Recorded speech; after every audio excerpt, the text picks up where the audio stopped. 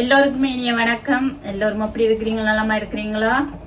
இன்றைக்கு நான் ஒரு புட்டா வைக்க போறேன். ரவையை வச்சுதான் புட்டா வைக்க போறேன். சில பேர் அவிச்சு சாப்பிட்டுருப்பீங்க, சில பேர் இன்னும் சாப்பிடாம இருந்தா இதே மாதிரி நீங்களும் ரவை புட்டு செஞ்சு சாப்பிட்டு பாருங்க. குட்டீஸ் எல்லாம் விரும்பி சாப்பிடுவீங்க. நல்ல மரக்கறிகள் எல்லாம் போட்டு சத்தா அவிச்சு கொள்ளுவோம். எந்த வீடியோ பார்த்து சப்ஸ்கிரைப் பண்ணி சப்போர்ட் பண்ண எல்லோருக்குமே மிக்க நன்றிகள். இப்ப வாங்க வீடியோக்குள்ள போலாம். எங்கட மரக்கறி போட்ட ரவா புட்டு எப்படி வந்திருக்குன்னு பாருங்க. அருமையா இருக்கு, பாசமும் அப்படி இருக்கு. ஒரு குழம்போடையோ முட்டை பொரியலோடையோ சம்பலோடையோ சாப்பிட அப்படித்தான் இருக்கு. கலர்ஃபுல்லாக இருக்கு. 2 கப் ரவை எடுத்திருக்கிறேன். இந்த ரவையை இப்போ வறுத்து எடுப்போம். அடுப்பை நல்லா குறைச்சி வச்சுட்டு தான் ரவையை வறுக்கணும். இல்லை பக்கண்டு எரிஞ்சிடும் உடனே. நல்லா கலர் மாறி வரக்கூடாது. லேசாக ஒரு வாசம் வரும் வரைக்கும் வறுத்து எடுத்தோம்னா ஓகே. இப்போ ரவை வறுபட்டுட்டு நாங்கள் ஒரு பாத்திரத்துக்கு மாற்றிக்கொள்ளுவோம். இப்போ கொஞ்சம் நல்லா சூடாக இருக்குது, கொஞ்சம் சூடு ஆறணும். சுகர் தேங்காய் பூ போட்டும் சாப்பிட்டு கொள்ளலாம். இந்த ரவா புட்டு மரக்கறி போட்டும் அவிச்சு கொள்ளலாம். டேஸ்ட் அப்படி இருக்குது, செம்மையாக இருக்கும் டேஸ்ட். நான் இப்போ உப்பு சேர்த்துக்கொள்கிறேன். ஒரு டீஸ்பூன் உப்பு சேர்த்துக்கொள்கிறேன். சேர்த்து மிக்ஸ் பண்ணி விடுவோம். சூடு அதிகமாக இருக்குது, கொஞ்சம் சூடு ஆறட்டுக்கும். கொதிக்க வச்ச தண்ணி கொஞ்சம் நாங்கள் கை வச்சா லேசாக சுடுற மாதிரி இளம் சூடான தண்ணி எடுத்து கொஞ்சம் கொஞ்சமாக விட்டு இதை கொஞ்சம் குழச்சி எடுப்போம். தண்ணியை ஒரு இதரமாக விட்டுடக்கூடாது, கொஞ்சம் கொஞ்சமாக விட்டு தான் குழச்சி எடுக்க வேணும். இப்போ கையால் குழச்சி எடுப்போம். கொஞ்சம் சூடு ஆறிட்டுது, அதனால் கையால் குழச்சி எடுப்போம். பார்க்க கட்டி கட்டியாக இருக்கிற மாதிரி இருக்குது, ஆனால் குழச்சி எடுக்கும்போது சரியாக வரும். இது தண்ணி போதாது, இன்னும் கொஞ்சம் சேர்க்க வேணும். வீடியோ ஸ்கிப் பண்ணாமல் பார்த்தீங்கன்னா தான் ரவா புட்டு சரியான முறையில் அவிச்சு எடுத்துக்கொள்ளுவீங்க. நான் அவிக்கிற மாதிரியே செஞ்சிங்கன்னு சொன்னால் என்னென்னு சொன்னால் இந்த தண்ணி விட்டு குழச்சி எடுக்கிற பதம் தான் ரொம்ப முக்கியம். அதை பார்த்தீங்கன்னா ரவா புட்டு நல்லா வரும். புட்டுண்டாலே நிறைய இருக்குது. குரக்கன்மா புட்டு, அரிசிமா புட்டு, கோதுமை புட்டு, அப்படி நிறைய இருக்குது. புட்டு கொத்து எல்லாமே அருமையாக தான் இருக்கும். நான் இன்னும் கொஞ்சம் தண்ணி சேர்க்கிறேன்.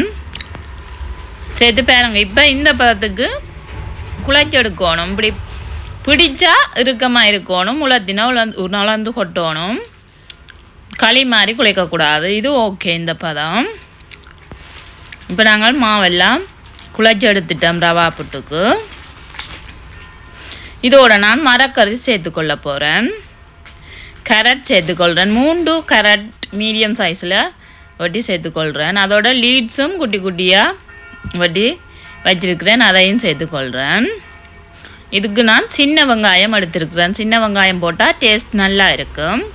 சின்ன வெங்காயம் எடுத்து இந்த மாதிரி கட் பண்ணி வச்சுருக்கிறேன். அதோட பச்சை மிளகாயும் கட் பண்ணி வச்சுருக்கிறேன். உங்களோட உரைப்புக்கு ஏற்ற மாதிரி பச்சை மிளகாய் சேர்த்துக்கொள்ளலாம்.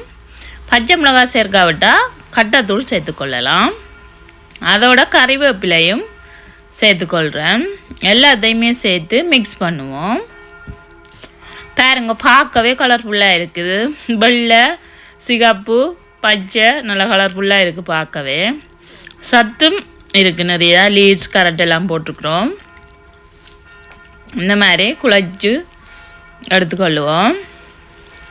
நான் இதோட தேங்காய் பூ சேர்க்கையில் நான் குழலில் போடும்போது இடைக்கிட தேங்காய் பூ சேர்க்க போகிறேன். அதனால் இப்போ சேர்க்கல.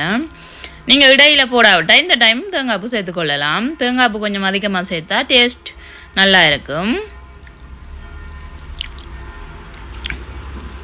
யார் எல்லோரும் சாப்பிட்ருப்பீங்க அதிகம் ரவா புட்டு. சாப்பிடாதவர்கள் செய்து சாப்பிட்டு பார்த்து கொமெண்டில் சொல்லுங்கள். இப்போ ரவையெல்லாம் மரக்கறி எல்லாம் போட்டு அவிச்சு எடுக்கிற பதத்துக்கு எல்லாம் மிக்ஸ் பண்ணி எடுத்துட்டோம். இனி புட்டுக்குள்ள எல்லாம் வச்சு எடுக்கலாம். இப்போ நான் தேங்காய் பூ சேர்த்துக்கொள்கிறேன். குழலுக்குள்ளே முதல்ல தேங்காய் பூ தான் சேர்த்துக்கொள்கிறேன். சேர்த்து இந்த மாதிரி எல்லா இடமும் பரவி எடுத்துக்கொள்கிறேன். அதுக்கு மேலே நான் குழச்சி வச்ச மிக்சர் சேர்த்துக்கொள்ளுவோம். நீங்கள் 3 தரம் தேங்காய் பூ இடையில சேர்க்கலாம். நான் கீழையும் நடுவிலையும் மேலையும் சேர்த்துக்கொள்ள போகிறேன். இந்த மாதிரி அரைவாசிக்கு போட்டுட்டு அதுக்கு மேலே தான் தேங்காய் பூ போட போகிறேன். இதுக்கு மேலே தேங்காய் பூ போட்டுக்கொள்கிறேன். அதுக்கு மேலேயும் குழச்சி வச்சுக்கிற மிக்சர் சேர்த்துக்கொள்ளுவோம். செம்மையாக இருக்கும். இதுக்கு ஒரு கறியோ சம்பலோ அல்லது முட்டை பொரியலோ வச்சு சாப்பிட அப்படி இருக்கும் டேஸ்ட். ஒரே உப்பு மாதுகளை செய்யாமல் இந்த முறையில் செய்தால் சின்னாக்களும் விரும்பி சாப்பிடுவினோம். குட்டீஸுக்கு நல்லாவே பிடிக்கும். நான் மேலே தேங்காய் பூ சேர்த்துக்கொள்கிறேன்.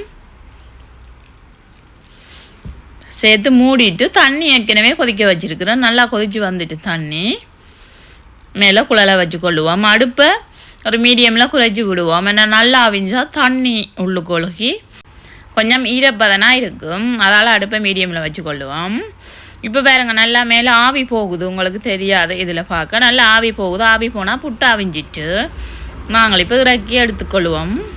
ரவா புட்டு பாருங்க அருமையாக வந்திருக்கு. ரவா புட்டு பாருங்க எப்படி இருக்குன்னு சொல்லி பார்க்கும்போதே சாப்பிடணும் போல இருக்குது. வாசமும் அப்படி இருக்குது. பாருங்க மேலே கரெக்டெல்லாம் நல்லா அவிஞ்சு வந்துட்டுது. நான் பச்சையாக போட எப்படி இருக்குமெண்டு நினைக்க வேணாம். நீங்கள் செஞ்சு சாப்பிட்டு பாருங்க. அப்படி தான் இருக்கும் டேஸ்ட். எல்லாமே அவிஞ்சு வந்துடும். சின்னாக்களுக்கும் சத்துக்களும் சேரும் அப்படி கொடுக்கும்போது.